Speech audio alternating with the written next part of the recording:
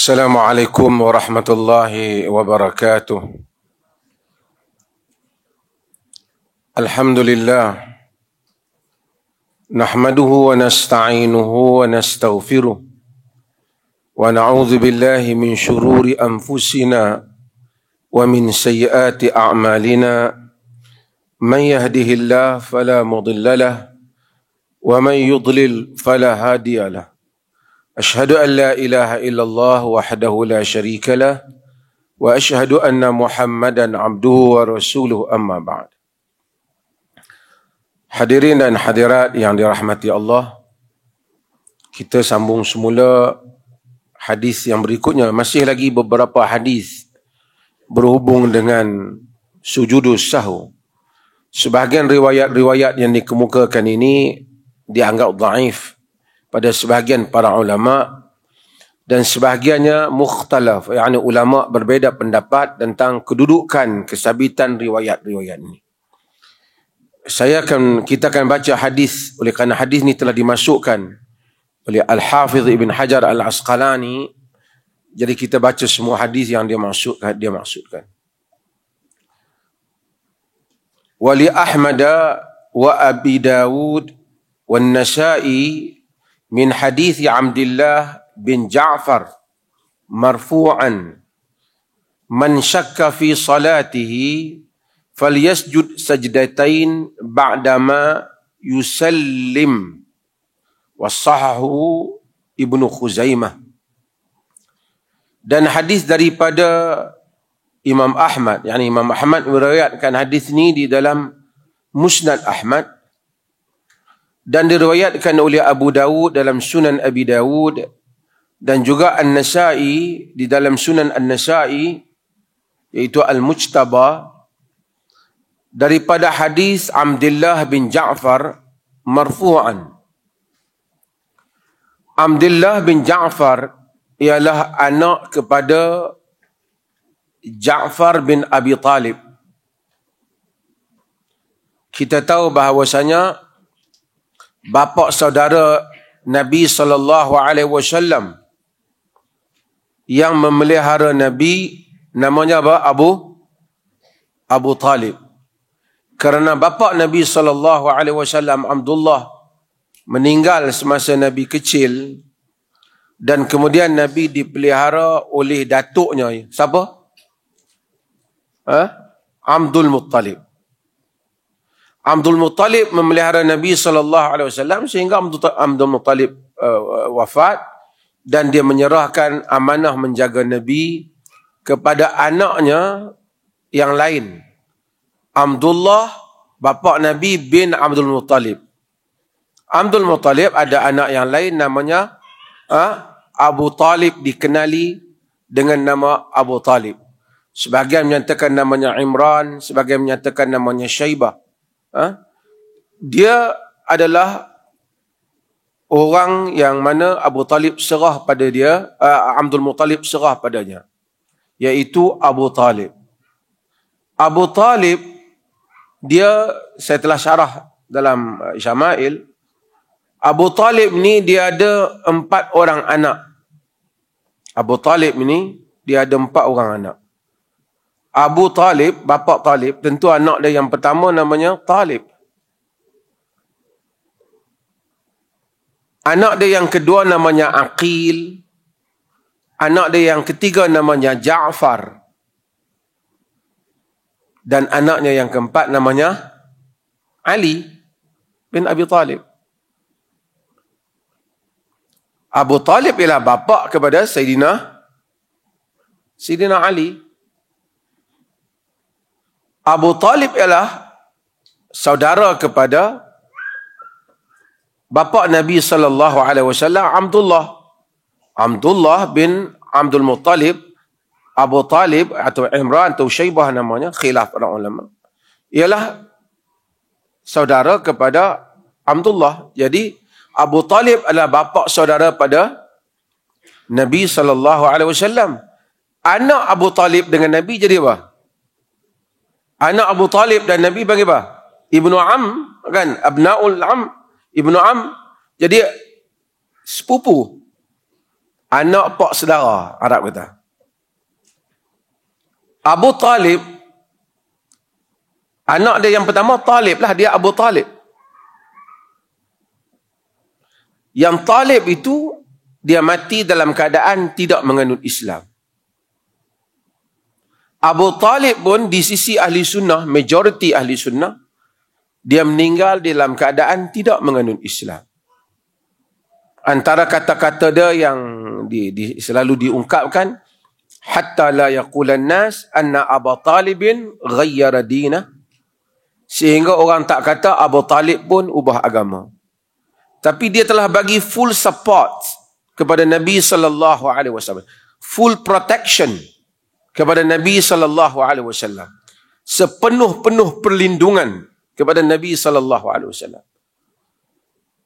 The only thing yang dia tak buat, the most important thing in his life, ialah to be mukmin, untuk menjadi orang mukmin. Kerana dia mempertahankan Nabi di atas dasar ini anak saudara yang dia sayang. Anak dia Talib juga tidak beriman dengan Nabi SAW, bahkan keluar menyertai Quraisy semasa peperangan Badar. Di atas dasar keterpaksaan. Kan? Semua orang dah keluar, dia kena keluarlah juga. Talib ini dan Bani Hashim, sebahagian Bani Hashim menyertai peperangan Badar. Menyertai peperangan Badar di pihak Quraisy, bukan di pihak Nabi. Itu yang Quraisy menyatakan, kamu datang bersama kami, wa qulubukum ma'a Muhammad. Kamu datang bersama kami, sedangkan jantung hati kamu bersama dengan Muhammad. Dia pulang, kemudian tak tahu berita dia ke mana, tapi dia memang tidak masuk Islam. Aqil, anak Abu Talib yang kedua, masuk Islam, tapi lewat sikit. Sama ada di dalam Fathul Makkah, ataupun sedikit sebelum daripada itu. Dia satu orang yang pandai di dalam ansab, pada nasab, ilmu nasab.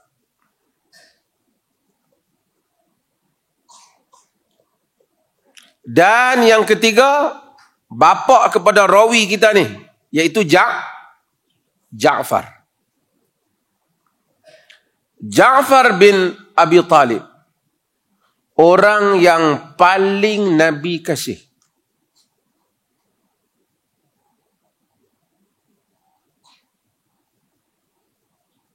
Dan orang yang dikatakan paling menyerupai Nabi. Nabi sangat sayang kepada Ja'far ni. Nabi sayang sungguh. Ja'far ni lah yang telah pergi berhijrah ke Habasyah. Dan siapa yang baca dalam sirah, dialah yang berdiri di hadapan Ashamah, iaitu Najasyi. Ashamah tu nama dia, jawatan dia tu Najasyi, iaitu Maharaja negara Habsyah, yang terkenal di dalam sirah, yang dia berdiri bercakap ketika dia disoal siasat tentang ajarannya oleh Najasyi. Najasyi seorang Kristian yang terkenal dengan ucapannya, ayyuhal malik kunna qauman ahlul jahiliyah. Wahai raja, kami dulu adalah kaum ahlul jahiliyah. Dan kemudian dia menceritakan tentang sifat Nabi. Ja'far ni, dia duduk di Habasyah. Nabi tidak pergi ke Habasyah, Ja'far pergi ke Habasyah. Bersama dengan mustad'afin, orang-orang yang lemah di kalangan kaum muslimin yang lain yang pergi ke Habasyah. Ja'far terus berada di Habasyah, mendapat protection daripada Najasyi. Najasyi akhirnya masuk Islam secara diam-diam, yang selalu saya sebut. Dan Najasyi lah yang membayar mahar perkahwinan Ummu Habibah yang suaminya telah, sebahagian menyatakan dia lari, sebahagian kata meninggal, sebahagian kata dia tanasar, ada yang kata dia telah Kristian dan macam-macam. Yang pentingnya Ummu Habibah apabila dia telah jadi janda, dia telah dipindang oleh Nabi dan maharnya dibayar oleh Najasyi kerana Ummu Habibah berada di Habasyah. Binti Abi Sufyan, anak Abu Sufyan. Pak dia inti Nabi, masa tu anak dia isteri Nabi. Isteri Nabi sallallahu alaihi wasallam, Ummul Mukminin. Ja'far terus berada di sana sehinggalah perang Khaybar tahun ke-7 Hijrah. Fathul Khaybar. Barulah Ja'far balik ke Madinah. Bukan balik, dia daripada Mekah pergi ke Madinah. Sehingga Nabi kata, la adri ayyuhuma afrah li ayyuhuma afrahu biqudumi Ja'far atau bi fathil Khaybar. Apa yang lebih menggembirakan, Ja'far yang datang ataupun dengan pembukaan Khaybar? Maksudnya Nabi sayang ke Ja'far. Ja'far ni syahid di dalam peperangan Mu'tah di Jordan. Tu tuan-tuan dengar ada universiti Mu'tah tu. Di situ berlaku peperangan tentera Islam dengan Rom. Dengan wakil Rom lah sebenarnya. Kuncu-kuncu Rom. Ja'far telah dipotong kedua-dua tangannya. Sebab tu Ja'far dikenali Ja'far At-Tayyar. Ra'aitu Ja'faran fil jannah walahu janahan. Aku melihat Ja'far di syurga, baginya 2 sayap. Nabi sayang kat Ja'far. Karena Ja'far itulah yang tuan-tuan baca hadis. Isna'u li ali Ja'far ta'aman qad ja'ahum ma yashghuluhum.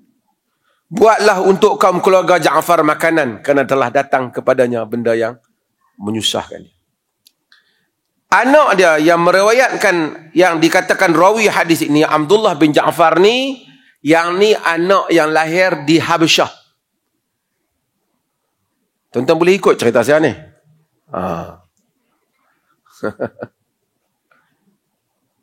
Dia lahir di Habasyah. Pada hari Ja'far terkorban dalam syahid dalam peperangan Mu'tah, Nabi peluk Abdullah ni. Abdullah ni duduk di Madinah. Bapak dia yang pergi perang. Dan Aisyah kata, kami melihat duka cita di wajah Rasulullah apabila sampai berita ke syahidnya Ja'far. Sayang Nabi pada Ja'far. Nabi kata, sama kau tu menyerupaiku pada akhlak dan pada rupa. Adik kepada Ja'far ni lah yang Nabi ambil buat menantu, sepupu Nabi yang juga jadi menantu Nabi, namanya Ali bin Abi Talib.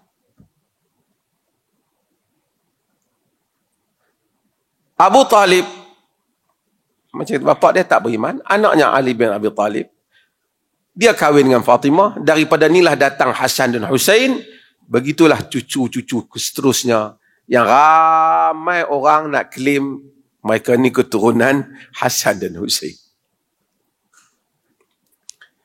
Cuma saya nak sentuh sedikit tuan-tuan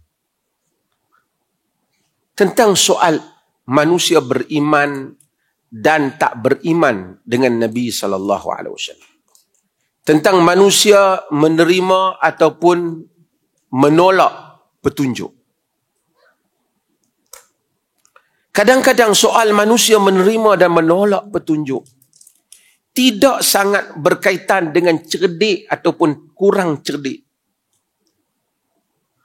Ia berkaitan dengan niat, kesungguhan, keikhlasan ingin mencari hidayah.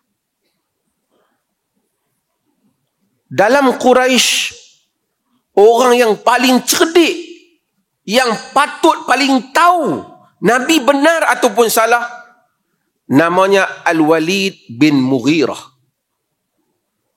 Siapa Al-Walid bin Mughirah? Al-Walid bin Mughirah ialah bapa kepada Khalid ibnul Walid. Khalid ibnul Walid ibnul Mughirah. Dia adalah orang yang paling genius, kalau boleh katalah, dalam Quraisy. Apabila dia pergi berjumpa Nabi SAW, dalam riwayat Al-Hakim dalam Mustadrak, dia pergi jumpa Nabi SAW dan dia mendengar Quran. Perasaan dia jadi lunak. Dia rasa betul Quran ni. Ini bukan syair. Ini bukan jampi. Ini bukan syair jin. Pasal dia ilmu banyak, dia tahu. Abu Jahal dapat berita bahawasanya Al-Walid pun nampak macam pening ni. Dia pergi jumpa Al-Walid. Dia kata, Al-Walid, kalau kau mau, kami himpunkan harta bagi pada kau. Sebab kau banyak harta.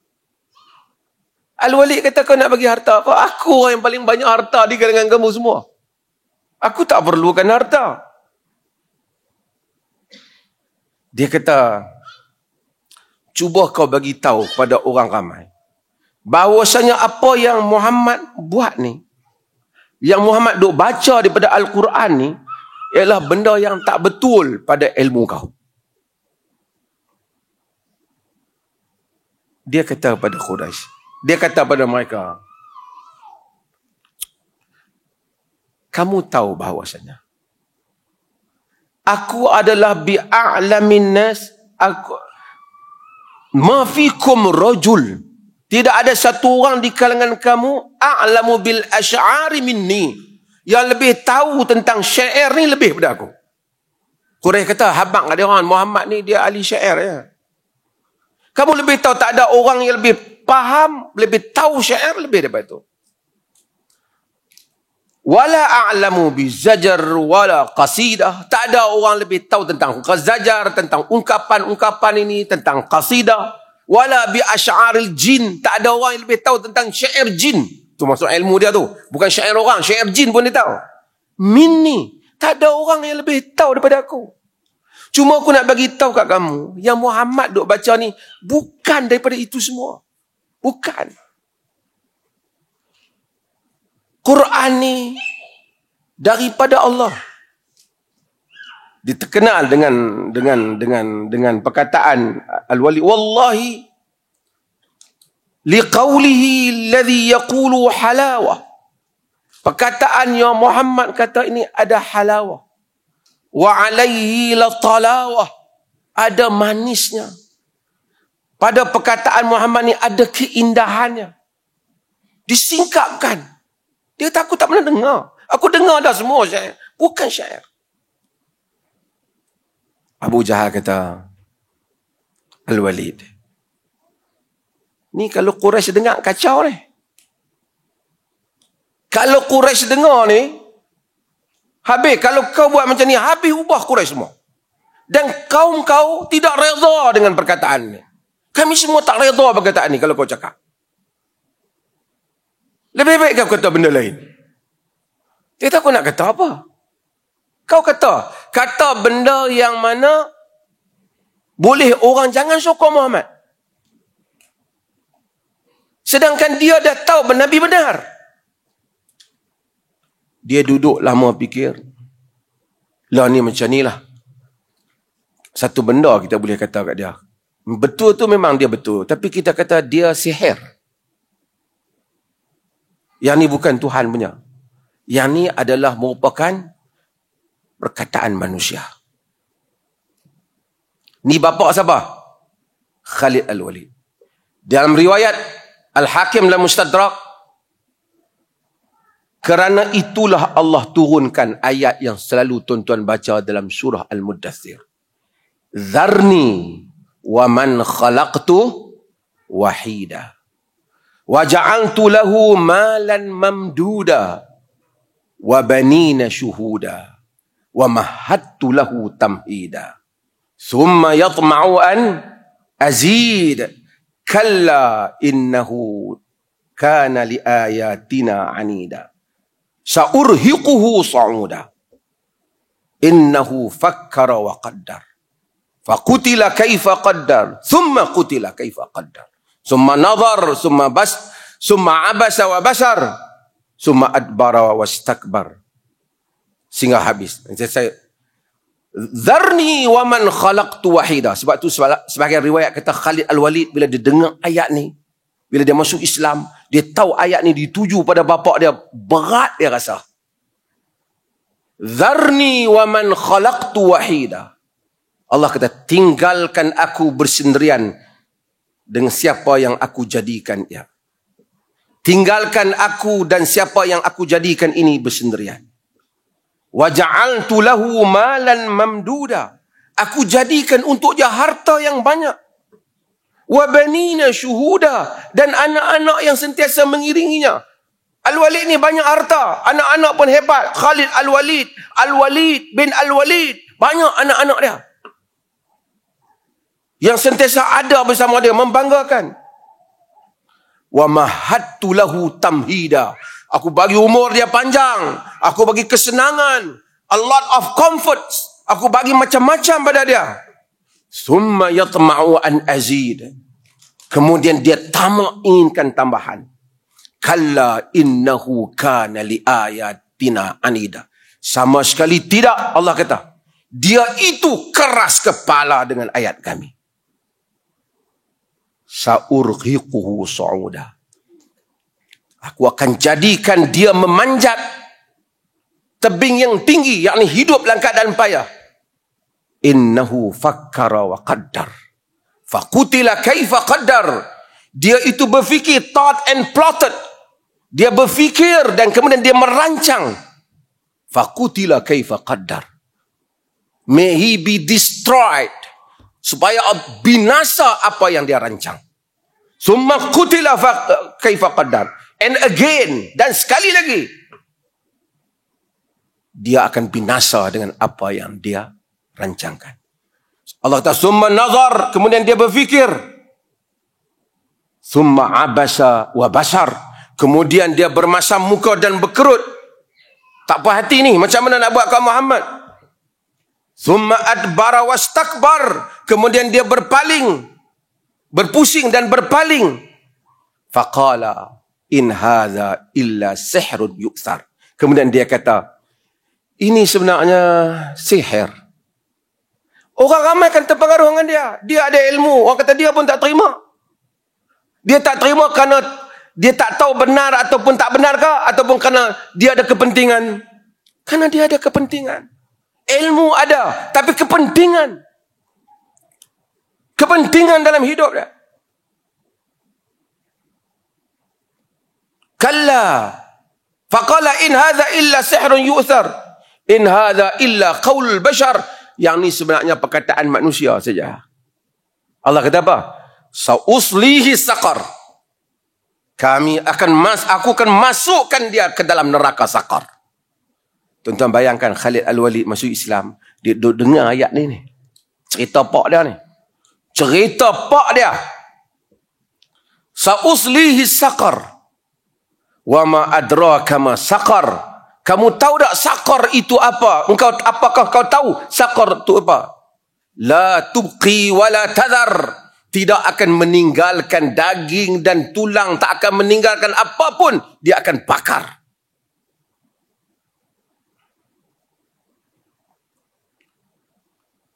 Lawahatul lil bashar. Membakar segala kulit manusia, orang yang masuk ke dalamnya. Tuan-tuan, ini adalah Al-Walid bin Mughirah. Genius, ilmu ada, pengetahuan cukup, bukti cukup, sufficient evidence, sufficient argument, tapi rejected. Dia reject agama. Sebab apa? Bukan kerana tak ada ilmu, tapi ada kepentingan. Ilmu tak cukup. Mengaji tak cukup. Ikhlas yang membolehkan manusia itu cukup ataupun tak. Tapi kita baca dalam abasa wa tawalla an ja'ahul a'ma wa ma yudrika la'allahu yazakka aw yadhakkaru fatanfa'hu dzikra. Cerita siapa? Abdullah ibnu Ummi Maktum. Dia datang pada Nabi, ya Rasulullah, arsyidni, ya Rasulullah, alimni ma 'allamaka Allah. Wahai Rasulullah, ajar aku apa yang Allah ajarmu. Nabi duk cakap dengan dia, datang orang-orang besar Quraisy. Orang besar Quraisy datang. Nabi, Quran ni turun kepada Nabi. Kalau nak Quran ni Nabi yang buat, Nabi tak baca surah ni. Pasal surah ni tegur Nabi. Surah ni tegur Nabi. Nabi, dia duk ada dalam majlis, dia duk cakap, dia buta, dia tak nampak siapa datang. Bila pembesar Quraisy datang, Nabi berpaling daripada dia tak nampak. Nabi hadap ke pembesar Quraisy. Nabi layan orang besar. Bukan kerana Nabi perlukan duit Quraisy. Mungkin pada pikiran Nabi, kalau orang besar masuk Islam, banyaklah pengaruh dia. Tapi Allah tidak ikut itu. Allah pentingkan keikhlasan. Allah kata, abasa wa tawalla an ja'ahul a'ma.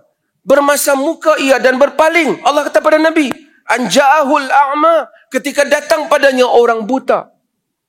Wa ma yutrika la'allahu yazakka aw yadhakkaru fatanfa'u dzikra. Apa yang kau tahu, Muhammad? Boleh jadi dia ingin membersihkan dirinya atau diberi peringatan, dan peringatan itu memberi manfaat kepadanya. Wa amma man ja'aka yas'a wa amma man istaghna fa anta lahu tasadda. Adapun orang yang rasa cukup diri dia, geng Quraisy, fa anta lahu tasadda wa ma 'alaika alla yazakka. Kau layanlah sangat mereka tu. Tak ada menjadi salahmu pun kalau mereka itu tidak beriman, tidak membersihkan diri. Wa amma man ja'aka yas'a wa huwa yakhsha fa anta anhu talaha.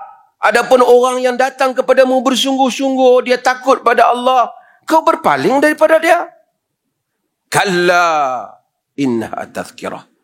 Sama sekali tidak, wahai Muhammad. Ini adalah satu peringatan.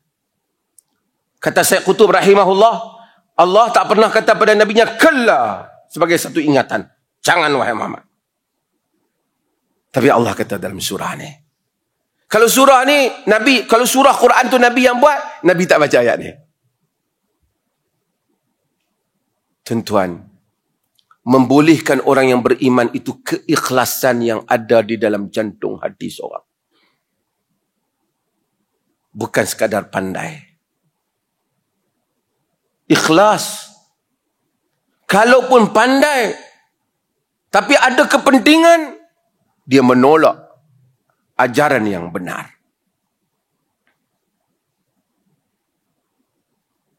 Pada zaman Umar bin Khattab, saya sebut panjang sikit bab ni, manfaat untuk kita.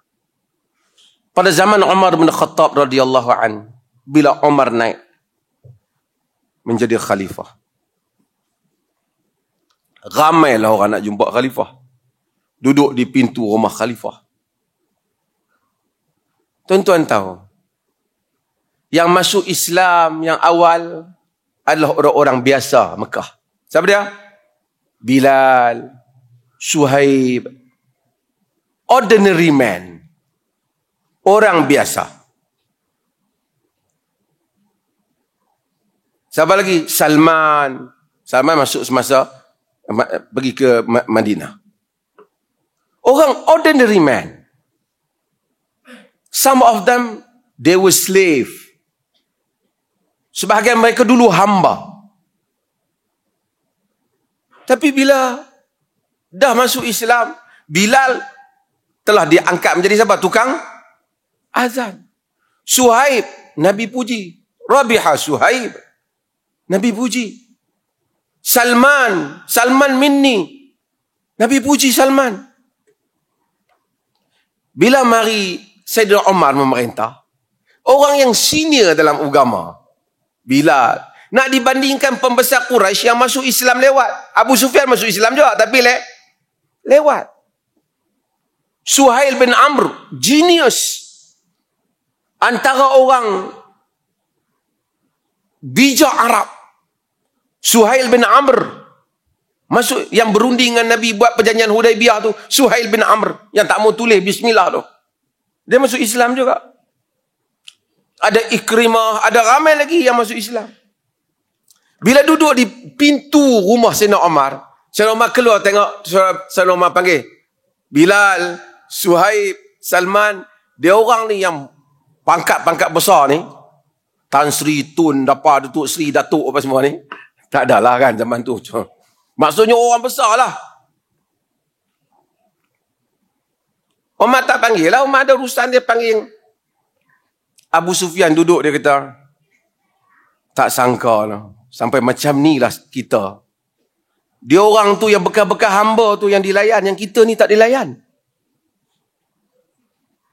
Dia sembang sama-sama geng besar daripada dulu lah. Geng yang ada pangkat ni.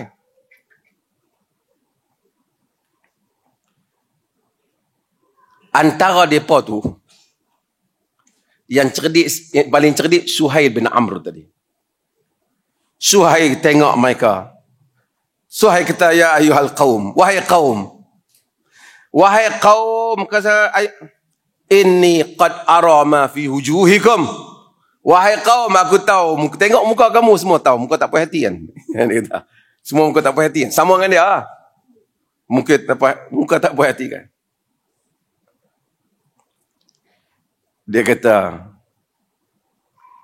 in kuntum ghidaban faghdibu ala anfusikum. Kalau hampa rasa nak marah, marah kat diri hampa sendiri. Du'iyal qaum wa du'itum wa asra'u wa abta'tum. Kaum itu, mereka itu diseru pada Islam. Kita, kamu dan aku pun diseru pada Islam. Depa segera, kita lambat. Hari ini kita rasa kecewa kerana di pintu Sayyidina Umar ni. Kita tak tahu lagi. Fa kaifa bikum?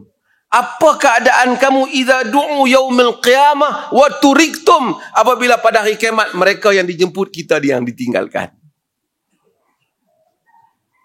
Itu saya sudah sebut.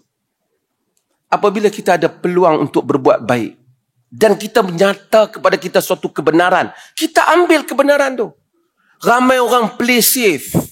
Dia tak mau. Nak tunggu lagi. Biar orang lain kena dulu. Baru aku kemudian. Kalau ramai sikit sokong, baru aku nak sokong. As-sabiqun al-awwalun. Minal muhajirin wal ansar. As-sabiqun wal-awwalun. Orang yang awal, yang mendahului muhajirin dan ansar. Mereka itu ada kedudukan di sisi Allah Subhanahu wa ta'ala. Sebab tu Hasan al-Basri kata, Allah tak jadikan orang yang bersegera menerima hidayahnya seperti orang yang lambat. Kita pun dalam hidup tu, orang yang kita boleh pegang ialah orang yang sokong kita masa kita susah. Tengok kita dah menang dah, untung dah banyak dah, baru mai. Saya daripada dulu sokong. Tapi saja tak mau abang lah. Hak tu lambat lah. Ini dalam hidup. Hadirin dan hadirat. Saya saja cerita. Ini supaya untuk kita tahu betapa kedudukan kita di dalam agama ini. Dan mereka telah mendahului. Di kalangan sahabat pun kedudukan tak sama.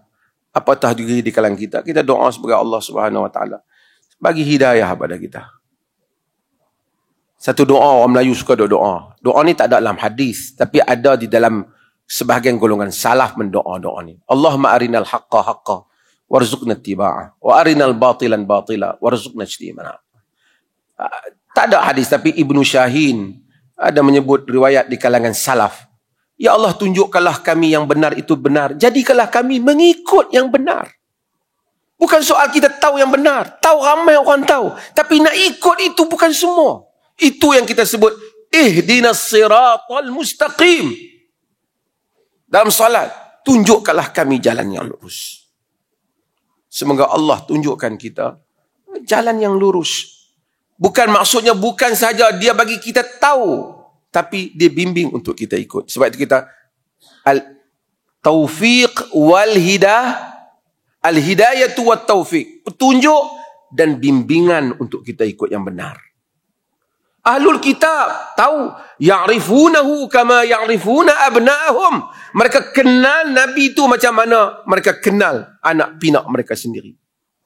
Wa inna fariqan minhum la yaktumuna al-haqqa wa hum ya'lamun. Sebahagian mereka menyembunyikan yang benar itu, sedangkan mereka tahu. Sebab tu tuan-tuan saya, tuan-tuan semua, kita mengaji, baca Quran, baca hadis, bukan tak cukup dengan baca. Sentiasa minta, ya Allah, bagi petunjuk pada. Allahumma habib ilayyal iman wa zayyinhu fi qulubina. Allahumma habib ilaynal iman wa zayyinhu fi qulubina. Ya Allah, sayangkanlah kami iman dan hiaskanlah ia di dalam jantung hati kami. Wa karrih ilaynal kufra wal fusuqa wal asyan waj'alna minar rasyidin. Dan jadikanlah kami ini benci kepada fasik, kufur dan penderhakaan, dan jadikanlah kami di kalangan golongan yang rasyidin. Banyak saya hurai ni, pasal hadis ni dhaif, jadi saya hurai, rawi bagi panjang. Dalam hadis ni kata, man syakka fi salatihi, sesiapa yang syak pada salatnya. Dia kata Abdullah bin Ja'far marfu'an. Marfu'an itu diangkat pada Nabi. Walaupun dia tak kata qala Rasulullah an Rasulillah, dia angkat pada Nabi. Dia angkat pada Nabi ni ada beberapa keadaan. Kemungkinan dia dengar sendiri daripada Nabi. Ini mungkin kemungkinan yang kecil kerana Abdullah bin Ja'far adalah sahabat yang kecil masa Nabi wafat. Ataupun dia dengar daripada sahabat yang lain yang telah menyebut hal ni daripada Nabi. Man syakka fi salatihi falyasjud sajdatain ba'da ma yusallim. Sesiapa yang syak di dalam solatnya, maka dia sujud 2 kali selepas dia memberi salam. Hadis ni ulama-ulama khilaf. Ibnu Khuzaimah dia mensahihkan hadis ni. Sahih dalam Sahih Ibn Khuzaimah. Ada beberapa orang yang buat Sahih Ibn Khuzaimah, Sahih Ibn Jaru, Sahih Ibn Hibban, kitab-kitab sahih yang lain. Cuma pencapaian sahih mereka itu tidak sampai ke standard yang benar-benar disepakati seperti mana ulama bersetuju kepada Sahih Bukhari dan Muslim. Jadi hadis ni yang diriwayatkan oleh Ibn Khuzaimah dan selain Abu Dawud juga dibincangkan tentang beberapa masalah. Antara yang mereka bincang dalam sanadnya ada Abdullah bin Musafi' al-Makki al-Hajabi, dan dia dianggap sebagai rawi yang dhaif dalam kes ini kerana beberapa masalah iddirab. Antara alasan mereka kata tak terima hadis ini kerana hadis-hadis yang lain yang rawinya lebih kuat, semuanya kata taklah kata bahawasanya kemudian dalam hadis ini dia kata selepas salam baru sujud. Yang selepas salam sujud tu hadis-hadis lain apabila dia terlupa dah bagi salam, kemudian dia tambah, kemudian dia sujud. Adapun di dalam ketika dia masih lagi dalam solat, kerana syak saja, dia dalam hadis yang lepas dia adalah dia sujud sebelum memberi salam di dalam riwayat-riwayat yang lain. Itu antara alasan mereka yang menolak hadis ini. Sebagai mereka kata tak, dua-dua benda tu boleh buat. Hadis ni tak ada masalah. Hadis ni nak cerita, dua-dua cara pun boleh diterima dua. Cuma lah mazhab Imam Ahmad, macam saya beritahu, mereka cenderung kepada bahawasanya ia hendaklah sujud sebelum daripada memberi salam dalam kes itu. Wallahu ta'ala alam. Tuan-tuan, azan. Siapa ada soalan dia boleh hantar depan.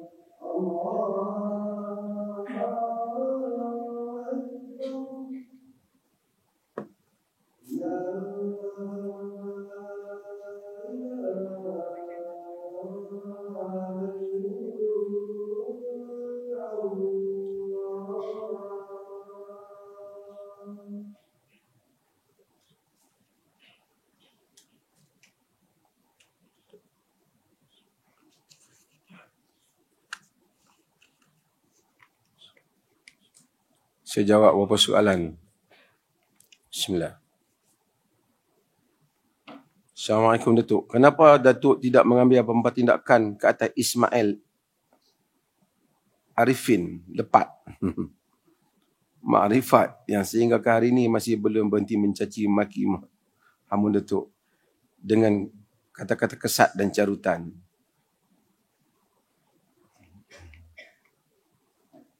Saya kadang-kadang geram.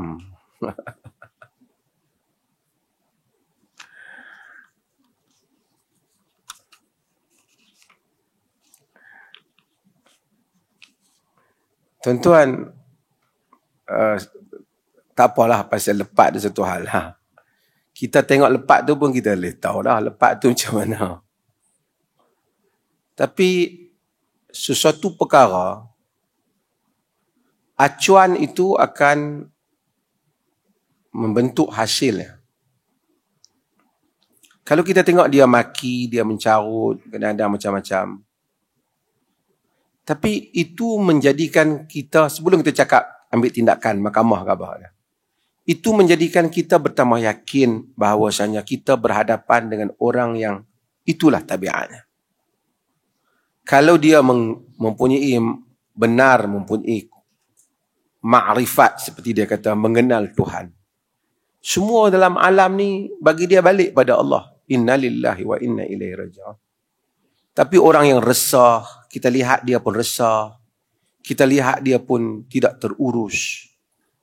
Maka kita tahu itulah yang terhasil daripada ajaran yang dia ajar ataupun dia belajar. Quran konsisten. Wa qulu lin-nasi husna. Cakap pada manusia benda yang baik. Hatta Allah kata wajadilhum billati hiya ahsan. Dan berdebatlah dengan mereka dengan cara yang baik. Kita boleh tegas, kita boleh kritik. Kita boleh juga memberikan argumen dan hujah kita. Tapi kita tak maki orang. Keluarkan perkataan yang buruk. Apatah lagi memfitnah orang dengan buat cerita yang tak benar. Hatta sama ada pengikut lepat dan selain daripada lepat. Yang kita tengok, maki orang saja mereka ni. Kalau buat status, maki orang. Kalau tulis, komen, maki orang. Kerana kita tahu itulah hasil yang dia dapat daripada ajaran yang dia ikut. Kalau orang tu mengaku dia orang ikut sunnah, tapi dia tu pun kaki maki orang, dia bukan ikut sunnah. Kita tidak ajar orang-orang yang mengaji dengan kita supaya buat komen di media sosial kan di mana dengan memaki hamun orang. Kita kata wajadilhum billati hiya ahsan. Kita nak hujah yang bagus. Argument, logik yang kuat. Boleh juga satu sindiran yang berkualiti, tapi bukan maki orang. Cerca orang, kata ke orang. Apa perkataan yang buruk. Binatang ke, dajjal ke, apa ke, yang ditujukan pada orang. Itu adalah hasil daripada apa yang ada dalam dirinya. Apa yang ada itulah yang diluahkan melalui lidahnya. Manusia mungkin terbabas bila dia bersembang bersendirian. Tapi manusia ada adab apabila dia bercakap di khalayak ramai. Boleh mengkritik, tetapi bukan dengan cara memaki hamun. Nabi itu bukan la'anan. Nabi itu bukan pencerca. Kan?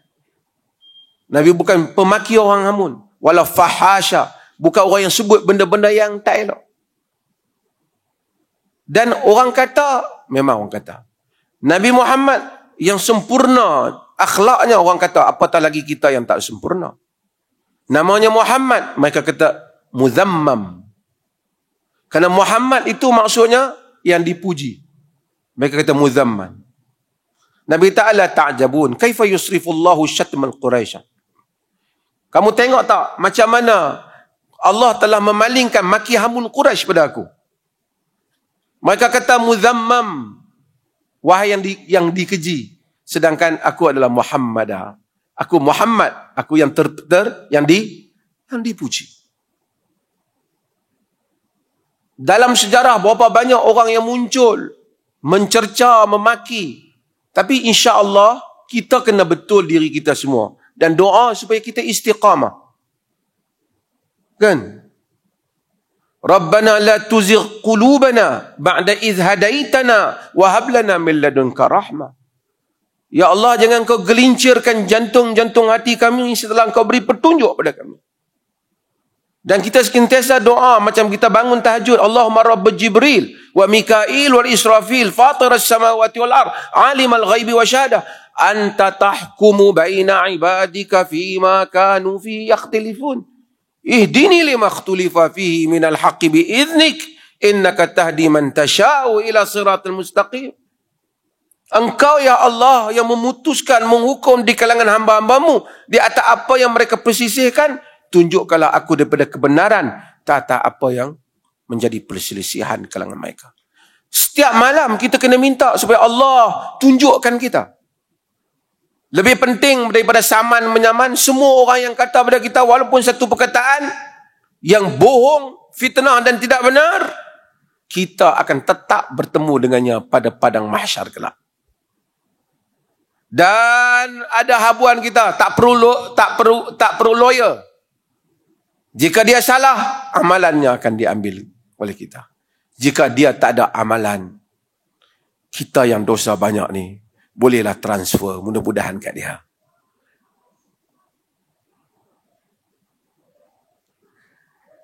Kita terima, mengkritik kita terima. Memberi pandangan yang berbeza kita terima. Fitnah tak boleh. Maki jangan. Siapa ikut sunnah, di kalangan orang yang ikut, berikan komen yang baik. Bezakan, tidak sama antara yang baik dan yang buruk. Yang baik tak sama yang buruk. Walau a'jabaka kasratul khabith. Walaupun kamu telah kagum dengan banyaknya yang buruk. Ramai maki je, kita jangan maki. Kita jangan cerca. Tu tak kira lah. Lepat ke, cop pisang ke, sama. Siapa pun kita jangan maki. Okey. Macam-macam. Kita tak payah kata lah. Ikutlah.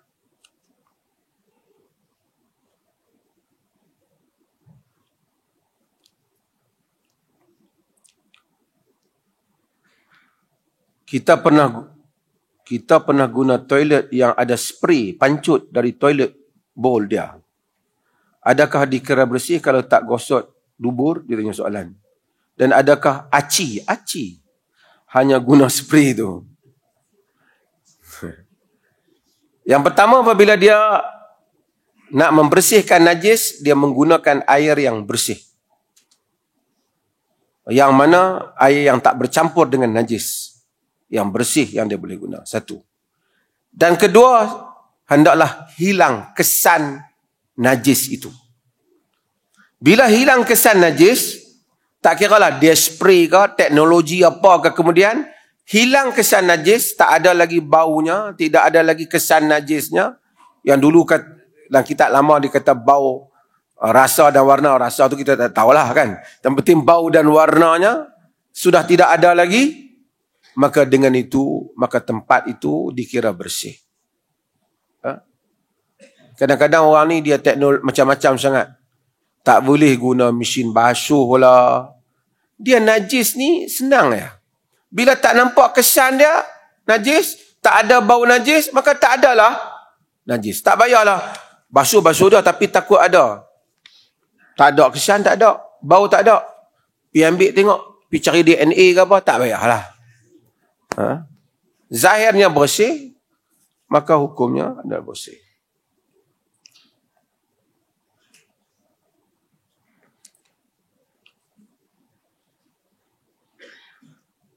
Anak yang 4 tahun tanya, awal ayah minta doa ke Allah, cakap aku. Saya tak erti jawab. Arab ada tak? Aku. Hang saya beta.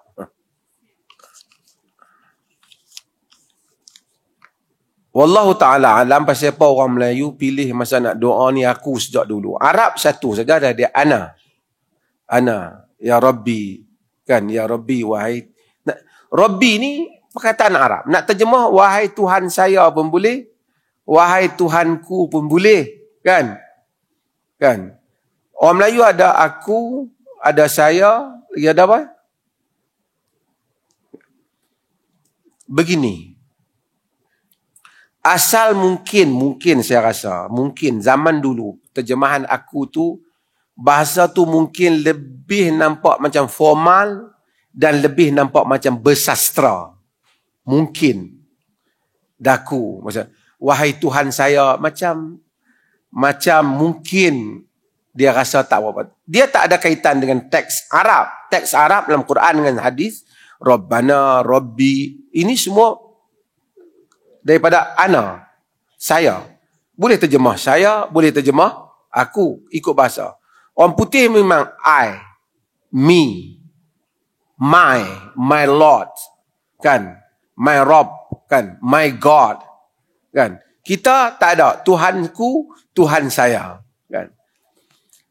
Mungkin juga sebagai orang, wahai kurniakanlah pada hamba-Mu ini. Apa saja. Yang penting ialah kita menggunakan ungkapan yang mana dia dapat menimbulkan rasa humbleness, dapat menimbulkan rasa kehinaan diri, rasa rendah diri kita pada Allah. Kalau kita kata wahai Tuhanku, kita tetap rasa rendah diri dengan Allah, tak apalah. Kalau kita rasa kita ni kalau sebut Tuhanku tak boleh, rasa jadi semacam, rasa macam sangat tak bersopan santun. Kita tak mau, kita nak guna wahai Tuhan saya. Kita dengan Allah, kita gunalah apa saja perkataan yang menjadikan kita ini rasa kita lebih rendah diri di hadapan Allah Jalla wa'ala.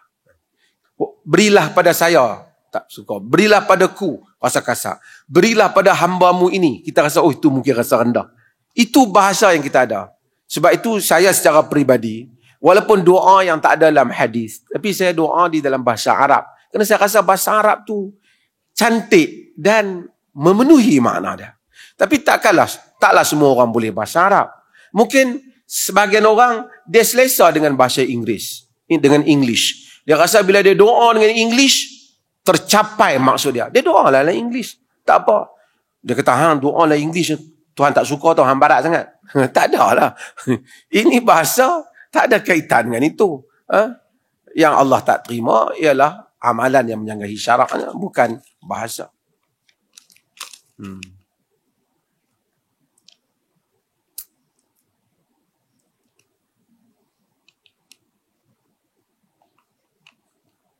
Mohon nasihat untuk mereka yang bernikah tapi takut risau berkenaan keuangan dan kerjaya yang masih belum ada. Agama ambil kira soal keadaan diri kita, kan? Siapa yang berkemampuan, Allah Subhanahu Wa Taala, Nabi sallallahu alaihi wasallam suruh falyatazawwaj, kan? Siapa yang berkemampuan, maka ada ba'ah, maka falyatazawwaj, hendaklah dia berkahwin. Maksudnya bila dia ba'ah tu ada, sama ada dia kemampuan tu kemampuan keuangan dia mampu membiayai. Tapi kalau dia memang mampu, kalau dia miskin, apa pun tak ada, rumah pun tak ada, apa pun tak ada, dia tak boleh kahwin.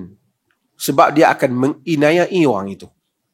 Selagi dia kahwin-kahwin, dia wajib menyediakan rumah, wajib menyediakan makan. Dia sendiri nak makan pun tak ada. Tapi kalau dia ada makan, dia cukup untuk diri dia, cukup untuk isterinya, maka dia boleh berkahwin. Tapi mungkin setelah dia kahwin, dia duk risau. Lama-lama takut tak cukup pula ke depan ni. Yang itu dia kena buat dua perkara. Yang pertama, hendaklah dia berdoa sentiasa memohon rezeki pada Allah. Dan berusaha menjadi orang saleh. Wallahu yatawallas salihin. Allah menguruskan orang-orang yang saleh. Kalau Allah memberi makan kepada hamba-hambanya yang kufur, dia tidak meninggalkan hamba-hambanya yang saleh. Ada jalan untuk hamba yang saleh. Yang kedua, dia hendaklah melakukan apa yang Allah suruh, iaitu mencari rezeki. Fa idza qudiyatis salah fantashiru fil ard wabtaghu min. Sesiapa apabila selesai salat, maka fantashiru fil ard, dan carilah, bertebarlah di atas muka bumi dan carilah kurniaan Allah. Maka dengan itu dua perkara ini dia mesti buat. Tuan-tuan, sekali lagi tuan-tuan, benda yang tuan-tuan dah tahu. Tidak ada orang yang selalu beristighfar, berdoa, sujud berdoa, salat berdoa, memohon rezeki kepada Allah, melainkan Allah memberikan rezeki kepadanya. Allah beri rezeki dengan jalan yang dia sangka dan dia tak sangka.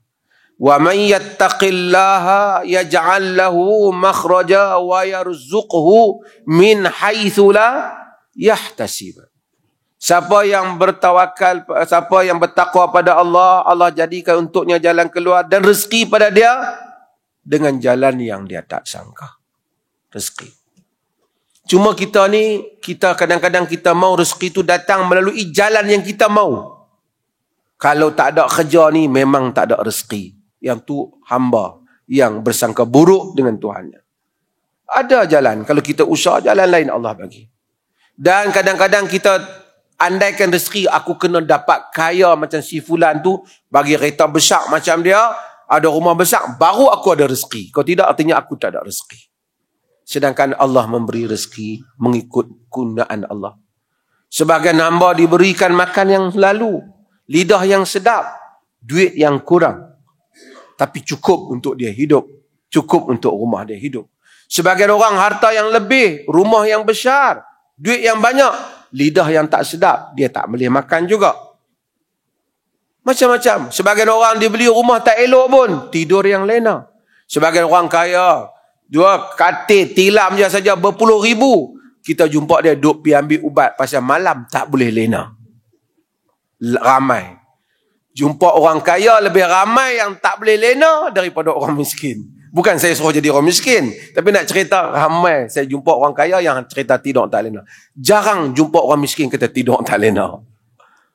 Pantang tak kepala lena. Cuma kadang-kadang terlebih lena tak pergi kerja. Itulah masalah. Lena. Jarang saya jumpa lagi orang miskin yang mari bagi tahu nak bunuh diri. Tapi saya jumpa ramai orang miskin berbagai-bagai latar cerita pada saya, dia frust, dia rasa nak bunuh diri. Kereta besar, rumah besar, duit banyak. Hidup tak tenteram. Ala bizikrillahi tatma'innul qulub. Ketahuilah dengan zikir, mengingati Allah, akan tenangnya jantung hati kita. Banyakkan istighfar, banyakkan berselawat kepada Nabi, banyakkan qiyamul lail, banyakkan salat dan sujud. Kita akan mendapati keluasan rezeki, kehidupan yang baik yang diberikan oleh Allah pada hamba-hambanya. Wassallallahu ala nabiyyina Muhammad walhamdulillahi rabbil alamin.